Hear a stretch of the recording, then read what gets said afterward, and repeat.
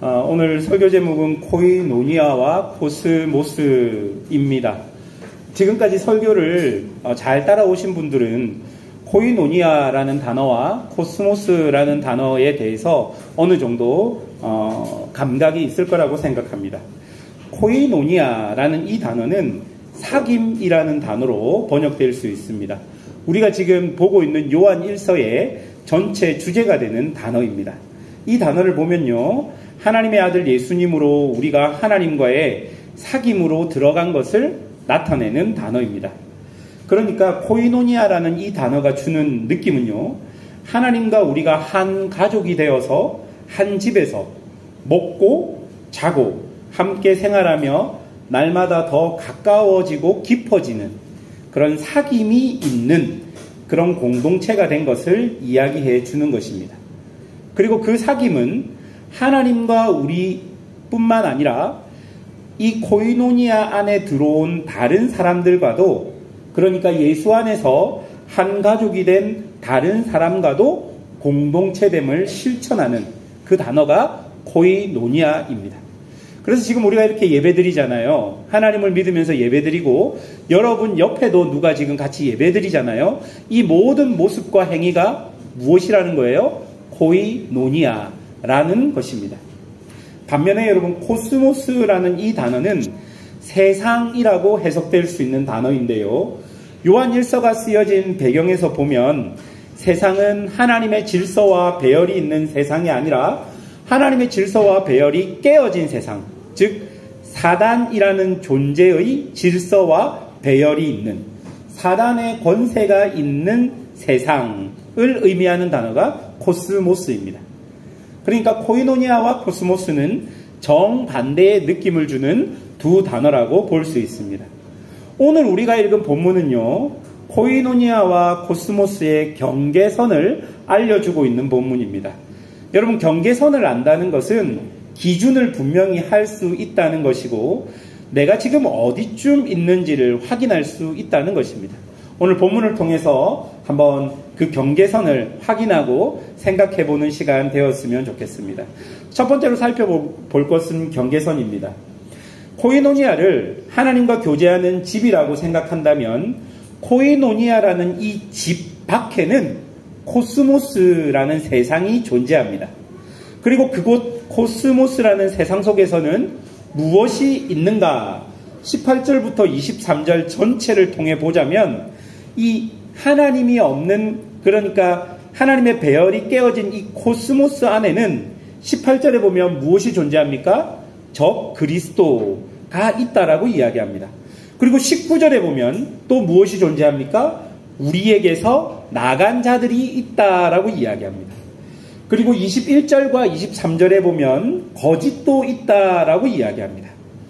그리고 없는 것도 있는데요. 무엇이 없습니까? 23절을 보면 예수가 없다라고 이야기하고, 예수가 없으니 당연히 하나님 아버지도 없다라고 이야기하고 있는 것입니다. 코이노니아라는 집 밖에 나가서 코스모스라는 세상 속에 들어가 보니 적 그리스도가 있고, 그리고 코이노니아에서 나간 사람들도 있고 거짓도 있고, 반면에 예수가 없고 예수가 없으니 하나님 아버지도 안 계시다라고 사도 요한께서 이야기하고 있는 것입니다. 여러분, 이 사도 요한께서 이렇게 분명하게 코이노니아와 코스모스를 구분해서 말하는 것은요, 이렇게 정신을 바짝 차리고 구분하지 않으면 점점 경계선이 흐려질 수 있기 때문입니다. 오늘 본문을 보면 마치 경계선을 반듯하게 탁 그은 것처럼 정확하게 사도 요한께서 이야기하십니다. 그렇게 하지 않으면 어떻게 됩니까? 이 경계선이 점차 흐려져서 코스모스와 코이노니아의 구분이 사라지기 때문입니다. 여러분, 18절과 19절을 한번 같이 읽어보겠습니다. 18절과 19절입니다. 시작. 아이들아, 지금은 마지막 때라. 적 그리스도가 오리라는 말을 너희가 들은 것 같이 지금도 많은 적 그리스도가 일어났으니 그러므로 우리가 마지막 때인 줄 아노라. 그들이 우리에게서 나갔으나 우리에게 속하지 아니하였나니 만일 우리에게 속하였더라면 우리와 함께 거하려니와 그들이 나간 것은 다 우리에게 속하지 아니함을 나타내려 함이니라. 여러분 18절과 19절을 보면 여러분 눈을 탁 뜨게 하는 단어가 나오죠.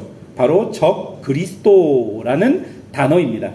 이 적 그리스도라는 단어가 코이노니아와 코스모스를 구분하는 가장 중요한 기준이 되는 단어 중에 하나입니다. 이 단어를 원어로 보면요, 안티크리스토스라는 말입니다. 이 단어의 의미를 보면 그리스도를 대적하거나 자신이 그리스도의 자리에 서려고 하는 사람, 즉 자신이 그리스도가 되려는 사람을 의미합니다. 그게 적 그리스도예요. 그런데 우리가 이 적 그리스도에 대해서 많은 오해를 가지고 있는 것 같습니다. 저도 어릴 때 그런 오해를 좀 가졌는데요. 적 그리스도라는 이 단어를 보면 마치 종말 시대에 나타나는 어떤 특정한 한 존재로 적 그리스도를 생각했던 것이죠. 그러니까 무슨 어떤 사탄이 어떤 형상을 하고 이 땅에 나타난 존재를 적 그리스도라고 저도 어릴 때 생각했는데 그것은 오해입니다. 성경에서 말하는 적 그리스도는 그런 특정한 한 존재를 의미하는 것이 아니라 하나님을 대적하여 높아져서 예수님을 인정하지 않는 모든 존재를 나타내는 단어가 적 그리스도입니다. 그러니까 안티크리스토스, 지금 말로 하면 우리 세상 속에서 교회를 향해서 대적하고 거부하는 사람들 있잖아요. 그리고 교회 안에 있으면서 그런 사람들 있잖아요. 그런 모든 존재들을 성경에서는 사실은 적 그리스도라고 이야기합니다. 특정한 대상을 이야기하는 것은 아니라는 것이죠. 그래서 오늘 본문 22절을 여러분 보십시오. 거짓말하는 자가 누구냐? 예수께서 그리스도이심을 부인하는 자가 아니냐? 아버지와 아들을 부인하는 그가 적 그리스도니라 라고 이야기합니다. 이런 존재들은 창세기 이후에 계속 세상에 존재했습니다. 뱀이 하와에게 선악과를 먹으면 하나님과 같이 된다는 말로 시작하여서 바벨탑을 쌓았던 사람들이 하늘 위에 무엇이 있는가 보자라는 말로 그 정체를 명확하게 우리에게 보여주고 있는 것이죠. 이후로 역사가 진행됨에 따라서 큰 제국의 왕들은 스스로를 신이라고 칭하기도 하였고 하나님을 대적하여 높아져서 자신이 하나님이 되려고 했던 역사적 사실들도 있습니다. 여러분, 이 모든 것이 적 그리스도라는 것입니다. 그래서 오늘 본문 18절에서는 뭐라고 이야기합니까? 적 그리스도가 많이 일어나고 있다라고 이야기하고 있는 것입니다. 그런데 오늘 본문에서 또 놀라운 것은 19절입니다. 19절에 보면 그들이 우리에게서 나아갔다라고 이야기합니다. 요한 1서가 기록되었던 그 시기에 하나님을 대적하여 높아져 자기 스스로가 하나님이 되려고 하는 자들이 어디에 있었다는 거예요? 교회 안에도 있었다라는 것입니다. 그들이 우리에게서 나아갔다. 하나님을 대적하고 하나님처럼 되고자 하는, 그리스도를 부인하면서 자신이 그리스도가 되려고 하는 사람들이 교회 안에도 여전히 있었다라는 것을 19절이 우리에게 보여주는 것입니다. 예전에 어떤 분이 아주 어려운 질문을 저에게 한 적이 있습니다. 저에게 이렇게 물어봤습니다. 목사님, 교회 안에도 구원받지 못한 사람들이 있습니까? 이렇게 물어봤어요. 여러분 어떻게 생각하십니까? 누가 여러분에게 와서 집사님 혹은 권사님, 교회 안에도 구원받지 못한 사람들이 있습니까? 라고 물어본다면 여러분 뭐라고 대답하시겠습니까? 뭐라고 대답하시겠습니까? 권사님 앞에 계신데 계십니까? 예, 대답을 잘 못하시죠. 예.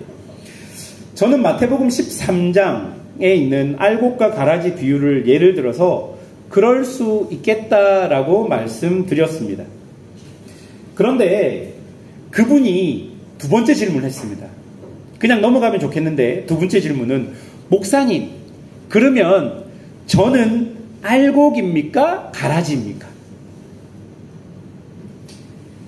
라고 물어봤습니다. 순간 무슨 말을 해야 할까 고민하다가 솔직하게 말했습니다. 몰라요. 솔직하게 몰라요 라고 대답했습니다. 여러분, 그런데도 그분은 제 말을 믿지 않고 자신은 무슨 대답이든 들을 준비가 되어 있으니 솔직하게 말해달라고 부탁하시면서 정말 진지하게 저에게, 목사님 저는 준비가 되어 있어요. 목사님이 가라지라고 이야기해도 저는 상처 안 받을 준비가 되어 있어요. 무슨 말이든 해주세요. 뭐 이런 모습으로 저에게 다시 질문을 했었던 적이 있습니다. 그래서 저는 그분에게 이렇게 말했습니다.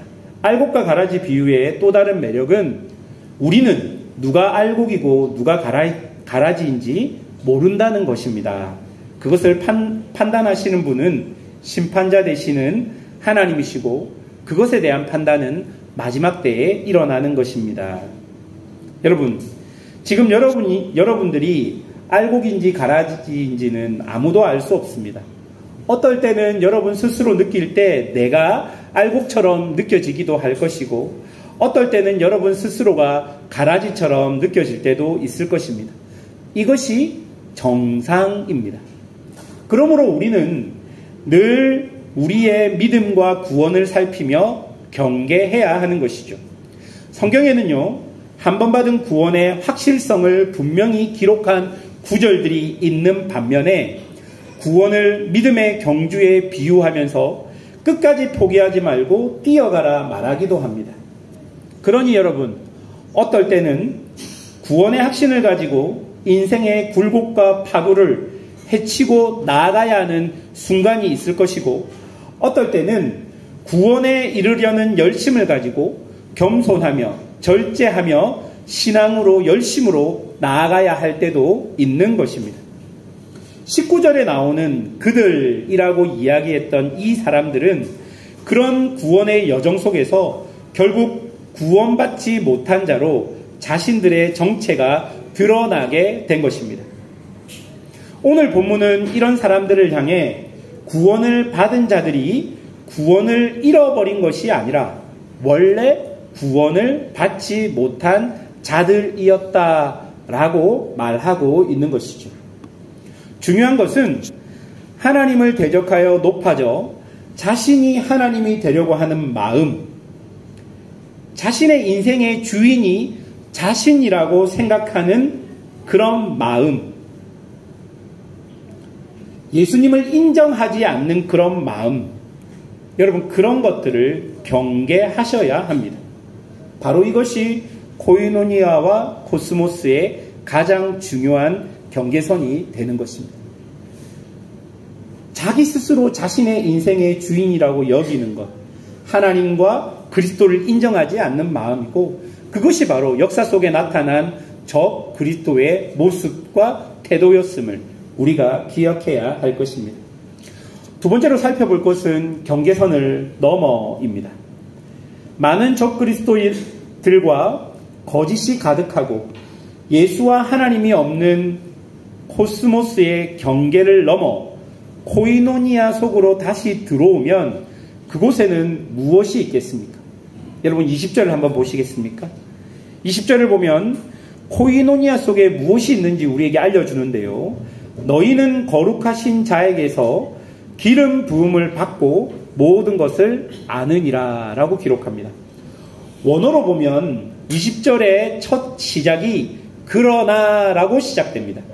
즉 20절에 나오는 너희라는 이 존재와 앞에 19절에 나오는 하나님을 대적하여 높아져서 교회 밖으로 나간 사람들은 어떤 사람들이라는 거예요? 전혀 다른 존재의 사람들이라는 것을 우리에게 보여주고 있는 것입니다. 여러분, 그들은 믿음과 신앙을 지키기 위해서 어려운 상황과 순간 속에서도 코이노니아라는 그 집 밖으로 나가지 않고 끝까지 믿음과 신앙을 지킨 사람들입니다. 20절에 보니까 그들은 기름 부음을 받은 사람들이라고 기록하고 있습니다. 그리고 그들은 모든 것을 알고 있는 사람들이라고 기록하고 있습니다. 여러분, 어떤 사람들은 어려운 순간에 믿음을 지키고 좁은 길로, 좁은 문으로 가는 사람들을 향해서 세상을 너무 몰라서 지혜롭지 못해서 그렇다라고 말하기도 합니다. 아마 요한 1서의 배경이 되는 그 시대에도 마찬가지였을 겁니다. 교회를 다님으로 인해서 박해를 받고 있으니 교회를 다니지 않으면 박해를 받지 않잖아요. 그래서 많은 사람들은 더 지혜로운 것이 잠깐 내가 교회를 다니지 않고 잠깐 내가 믿음 없는 척 하면서 그 박해의 시간을 지나면 되지 않을까라고 생각했던 사람들이 있었을 것입니다. 그런데 여러분, 그 사람들은 그것이 지혜롭다고 생각했지만 그렇지 않다는 것입니다. 여러분, 오늘 20절에 보십시오. 모든 것을 아느니라 라는 이 단어가 말해주는 게 무엇입니까? 내가 교회 안에 있으면 박해받을 줄 알고 내가 교회 안에 있으면 핍박받을 줄 알고 있으면서도 내 믿음과 신앙을 지켰다는 거예요. 핍박과 고난이 극심할 때 그 순간을 잠시 피해서 좀 잔잔해지면 다시 신앙을 세우면 어떠냐라고 사람들이 말하기도 합니다. 그런데 여러분, 신앙을 위해 고난을 선택하는 사람들이 몰라서 그런 선택을 하는 것은 아니라는 거예요. 사람은 본능적으로 어디가 편하고 어디가 살 길인지 다 알고 있습니다. 그리고 무엇을 포기하면 내가 좀 더 편히 살지를 사람들은 다 알고 있습니다. 그런데도 그들이 좁은 문과 고난의 순간으로 들어간다면 그들은 엄청난 고민과 생각 중에 그것을 믿음으로 선택한 것입니다. 몰라서 그렇게 가는 게 아니라 알고 있는데 믿음으로 그것을 선택한 사람들이라는 거예요. 저는 고난을 피해 도망간 사람도 고난 속으로 들어간 사람도 각자 속에 다 하나님의 뜻과 계획이 있다고 생각합니다. 어떤 상황에서 믿음을 선택하고 더 좁은 길로, 더 좁은 문으로 들어간 사람들에게는 삼위 하나님과 더 깊어지는 은혜, 신앙에 더 특별한 기쁨이 있을 것입니다. 왜냐하면 그들은 그들의 삶을 통해 예수가 그리스도인 것을 증명하는 삶을 살고 있었기 때문입니다. 사랑하는 여러분, 누가 저 그리스도와 같은 사람들이고 누가 기름 부음을 받은 사람들일까요? 23절입니다. 같이 한번 읽어보겠습니다. 23절입니다. 시작. 아들을 부인하는 자에게는 또한 아버지가 없으되 아들을 시인하는 자에게는 아버지도 있느니라. 그 누구든지 자신의 삶을 통해 예수님이 그리스도인 것을 시인하는 사람, 예수가 그리스도인 것을 인정하며 그들의 삶을 통해 살아가는 사람, 바로 그런 사람들이 기름 부음을 받은 사람들, 코이노니아 안에 있는 사람들이라고 이야기하고 있는 것이죠. 옛날 요한 1서의 배경에서는 핍박 속에서도 예수님께서 그리스도인 것을 입으로 혹은 마음으로 혹은 삶으로 거부하지 않고 살았던 사람들, 바로 그런 사람들이 기름 부음을 받은 사람일 것입니다. 그렇다면 여러분, 현재를 사는 우리에게는 어떤 삶이 예수가 그리스도이심을 부인하지 않고 시인하는 삶이 될까요? 요한 1서의 배경에서는 고난과 핍박 속에서도 믿음을 버리지 않고 입으로, 삶으로, 마음으로 예수를 인정했던 사람들이라면 지금 우리가 사는 이 시대에는 무엇이 그리스도를 부인하지 않고 시인하는 삶이 되겠습니까? 아까도 살펴봤듯이 이런 삶은요, 하나님을 대적하여 높아진 자신이 자신의 삶의 주인인 척하며 그리스도의 자리에 올라가려는 저 그리스도와 같은 마음을 버리고 예수님을 인정하며 하나님을 자신의 삶의 주인으로 인정하는 삶입니다. 여러분, 요즘 시대에 그것이 어떤 삶입니까?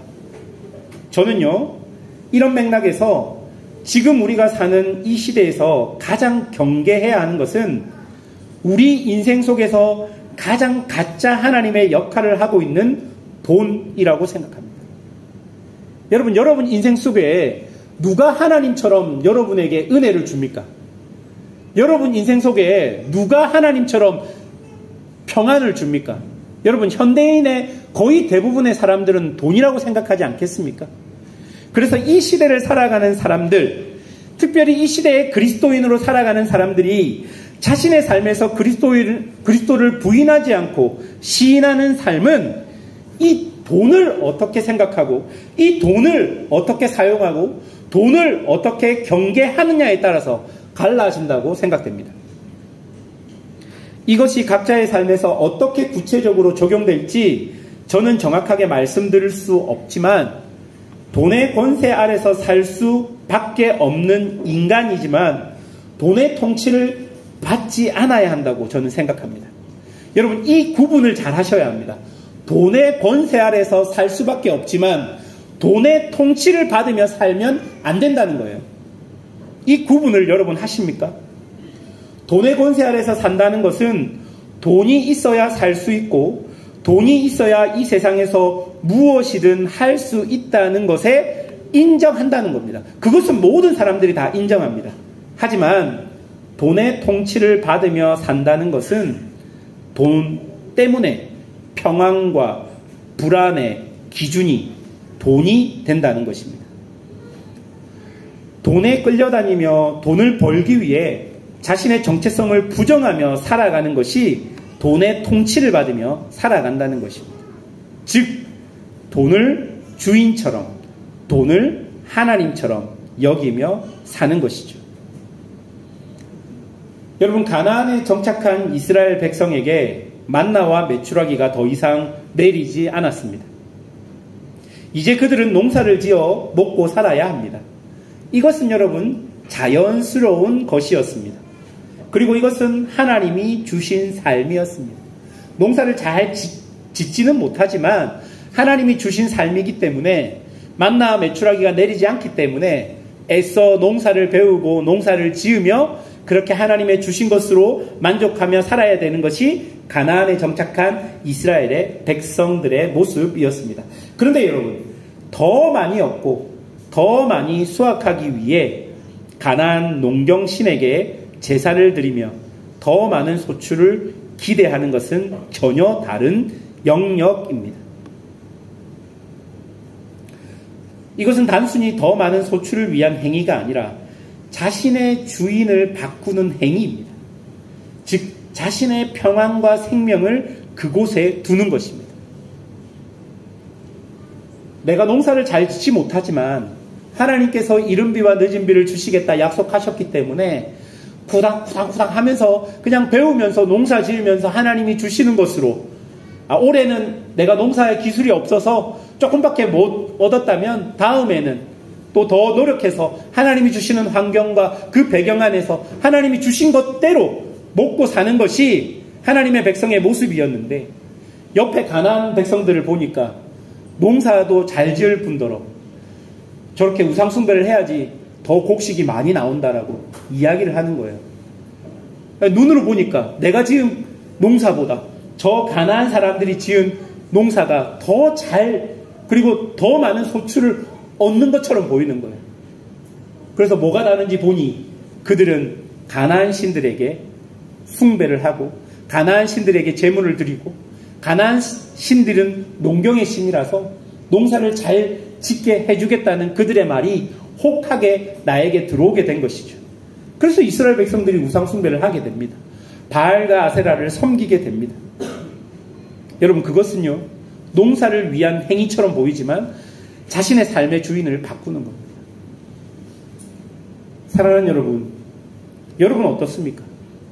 그리스도인이라는 정체성을 가지고 이 땅을 살아가지만 여러분 옆에 계시는 예수를 믿지 않는 사람들이 여러 방법을 통해서 돈을 보는 모습들을 보면 나도 저 사람들처럼 저렇게 많은 돈을 벌고 싶다라는 마음이 들지 않습니까? 그리고 나도 저 사람처럼 저 돈이 주는 평안과 안전함 속에 내가 거하고 싶다라는 마음이 들지 않습니까? 여러분, 그런 마음이 우리 마음에 든다면 한번 고민하셔야 합니다. 정말 내가 예수가 그리스도인 것을 시인하고 살아가는 삶을 살고 있는가 생각해 보아야 하는 것입니다. 사랑하는 여러분 삶에서 예수가 그리스도인 것을 시인하고 계십니까? 혹시 점점 그 경계선이 희미해져서 코이노니아와 코스모스의 큰 차이가 없는 것처럼 그렇게 섞여 있는 삶을 살아가고 있는 것은 아닙니까? 오늘 이 말씀 앞에 여러분의 모습을 한번 보십시오. 또 한 가지 말씀드리고 싶은 것은 똑똑히 집중해서 살펴보는 것이 중요하다는 것입니다. 자기 자신 그리고 우리와 사귐 속에 있는 하나님을 똑똑히 살펴보십시오. 똑똑히 살펴볼 때 우리의 경계가 더 분명해질 수 있는 것입니다. 여러분, 우리나라 국립중앙박물관이 아시아 박물관 중에 유일하게 관람객 수가 세계 10위권에 들었다라고 합니다. 유튜브에서 나오는 영상들을 보니까 그 이유들을 설명하는 영상들을 보니까 유물들이 너무 많았는데 유물 하나하나에 집중할 수 있도록 관람 환경을 바꾸었기 때문이라고 말하는 것을 들었습니다. 그동안은 너무 많은 유물들을 전시해 놔서 유물 하나하나에 집중하지 못했는데 중요한 유물들을 한 장소에 설치해 놓고 그것을 집중적으로 사람들이 볼 수 있도록 그리고 그 유물이 가진 의미와 그 유물이 가진 스토리, 그 유물이 가진 면목을 보여주니 더 많은 관람객들이 왔다고 합니다. 저는 여러분, 우리의 가치도 마찬가지라고 생각합니다. 여러분들은 그저 아무렇지 않은 사람들이 아닙니다. 우리의 겉사람은 후패하나 우리의 속사람은 날로 새로워지는 성령의 은혜를 받은 사람이고 우리를 사랑하는 이로 말미암아 넉넉히 이기는 사람들입니다. 그러니 여러분 자신을 깊이 관찰하고 살펴보십시오. 여러분 내면, 여러분 속을 깊이 살펴보십시오.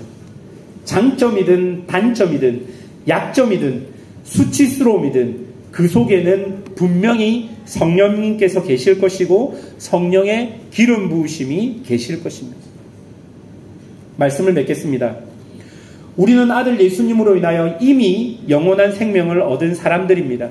이 영원한 생명은 우리에게 코이노니아로 초대하여 삼위 하나님과 깊은 사귐 속으로 인도하고 그리고 코스모스와 같은 세상 속에서도 분명한 경계선을 우리에게 알려줌으로써 흔들릴 수는 있지만 끝까지 믿음을 지킬 수 있도록 우리를 인도해 주는 것입니다.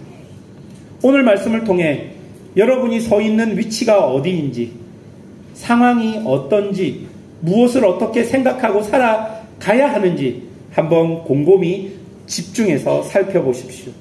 그래서 여러분, 작은 실천이라도, 작은 변화라도 여러분 삶에 적용한다면 결국 그 시간 속에서 점점 우리 역시 예수님을 닮은 존재로 변화해 갈 것입니다. 그런 은혜를 경험하며 살아가는 것이 신앙생활입니다. 그냥 있는 그 자리에 가만히 계시지 마십시오.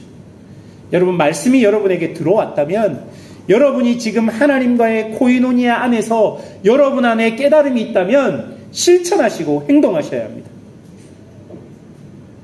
목사님, 어떻게 하면 됩니까? 어떻게 해요? 없어요. 그냥 하세요. 그냥 하시면 됩니다. 이번에도 이렇게 한국에서 누굴 만났는데 막 여러 이야기를 하다가 결국 그 이야기의 결론이 just do it이었습니다. 그냥 해. 뭘 생각해. 그냥 해. 일단 해봐. 이렇게 해보면 하나님께서 만들어 가신다는 것입니다. 그런 하나님의 은혜가 우리 성도들에게 있기를 주님의 이름으로 축원합니다. 함께 기도하겠습니다.